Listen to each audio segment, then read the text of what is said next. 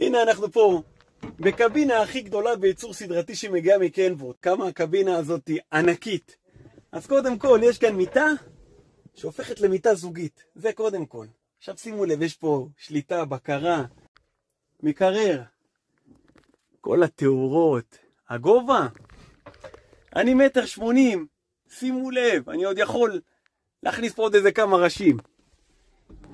האורך של הרגליים, שימו לב, פותח אותם, יושב בכיף. אפשר בכיף לשבת כאן, לארח כאן. והנה הקבינה עצמה. מה דעתכם? באיזה קבינה ענקית אתם הייתם? המשך שהייה נעימה בקבינה.